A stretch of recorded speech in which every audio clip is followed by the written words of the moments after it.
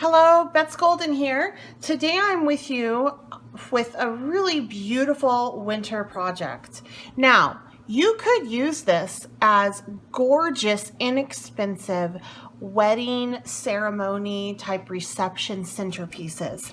This is a beautiful candle that I found at Hobby Lobby. It was original price $9. I got it on sale for, I believe it was 60% off. So that's like $3.60.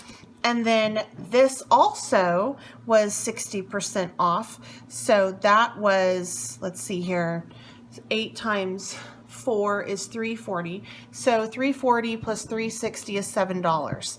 So for roughly $7, I'm going to make a gorgeous centerpiece.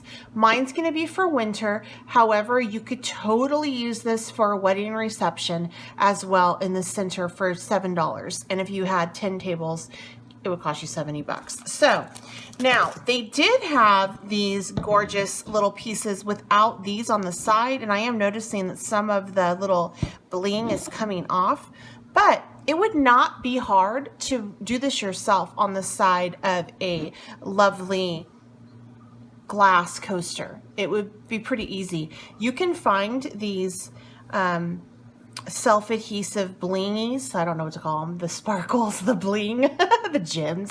You can find this pretty much in any paper crafting section of your craft store or even in the jewelry section, and you could do it yourself. The ones that did not have this on the edging were about half the price. So now that being said, you definitely would, if this would be a good idea if you had this in your stash, these gorgeous gems, or if you found those on sale as well. Otherwise, it might be a wash. I don't know. So I have from Kaiser Craft, I believe this was their summer 2017 release, this beautiful stencil. So for a wedding, you could totally do this side. Wouldn't that be pretty with that on sitting on top of it? So gorgeous. But I want to actually do this snowflake in the center. Now the snowflake is a little bit bigger. The edges go off just a smidge on my coaster, and I'm okay with that. I was trying to maneuver it around a little bit, but no matter where I put it, even if I got, you know, it over here, they were going off over here. So that's fine. And I'm not going to worry much about it. I think it actually is kind of cool that it falls over like that because it's going to look super cool with my gorgeous candle on it. This would also be cute as well. I would almost do that as a wall hanging. So how do you do a stencil with Etch?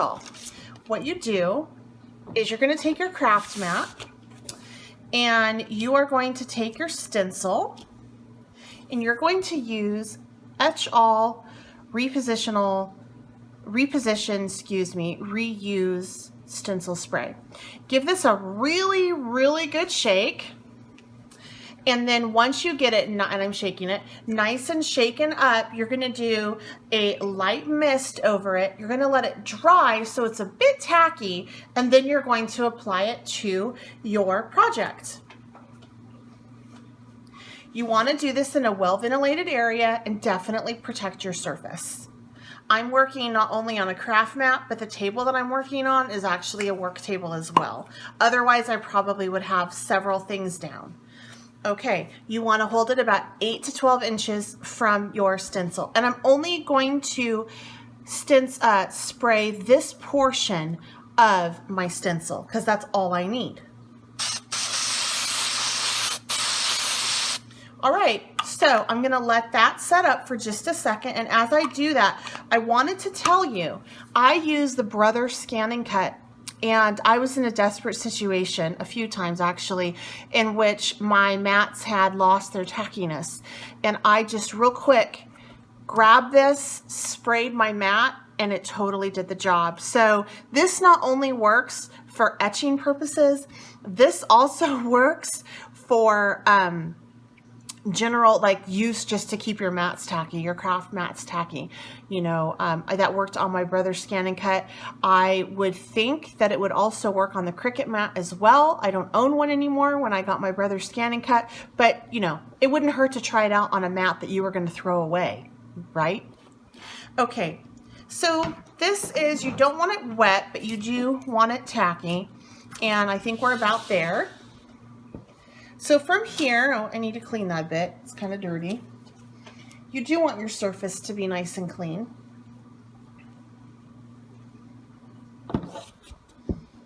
Okay, so from here, I'm going to go ahead and lay this out. If I don't like the placement, it's okay because I can move it around a little bit. All right, and I'm just going to stick that on there. I can take my squeegee and just make sure that it's adhering nicely.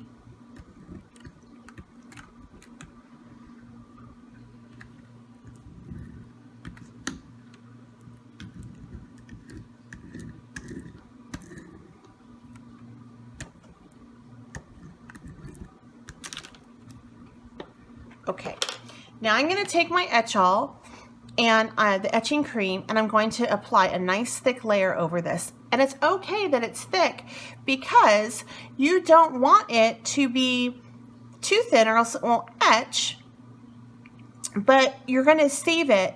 So you're going to save what you don't use. You're going to put it back into the jar and use it again. All right, so you're going to notice that my Etch-All cream is rather dark in color, and that doesn't mean that it's gone bad or it's not going to work. That has more to do with the type of environment that I'm in. I am in a dry, hot environment the majority of the year. So my Etch-All cream got dark. A lot of people see their dark Etch-All cream and they've only used it once, they close it up, they haven't used it in a while, and they go, oh bummer, it's bad now. But it's not bad now. It's just been oxygenated, but this will last for quite some time. I've had this for a while. I've been working out of the same jar, and it's still good. So as you can see, I'm doing a nice thick layer.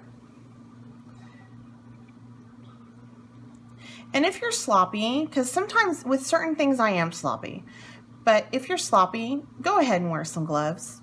But I don't plan on touching this, so I should be okay. Get it so that I don't see that stencil anywhere. I don't see the edges of the stencil, like the cutout section. Okay, so this is going to set up for 15 minutes and then I'm going to come back and remove it. If you happen to wait longer than 15 minutes, I don't think that there's any harm in that. I've had some things that have set up for longer than 15 minutes and have been just fine, but you do want to give it at least 15 minutes to do its magic. Okay, we'll be back in a minute. So it has been about 15 minutes, a little longer, and I'm going to go ahead and just remove my Etch-All cream and add it back into my bottle as much as I possibly can, because like I said, I can reuse the cream numerous times. Again, if you're sloppy, like I kind of got, go ahead and throw some gloves on just to be on the safe side, but I've never worn gloves and never really got any on myself, knock on wood. Okay, so I'm going to go ahead and take this over to my sink now that I've gotten the majority of the cream off and wash it with some warm soapy water. Okay, so here it is. Isn't that so cool? This again was on a mirrored image, and I really love how the etch works on the mirrored image. I think it shows up so beautifully. So this is ready for my winter centerpiece, and I can just pop this cute little candle on and we're good to go. If you have any questions, please feel free to leave them in the comment section below. Give this video a thumbs up if you enjoyed it. Make sure you subscribed if you haven't done so. And of course, I always love it when you guys share. Until next time, happy crafting!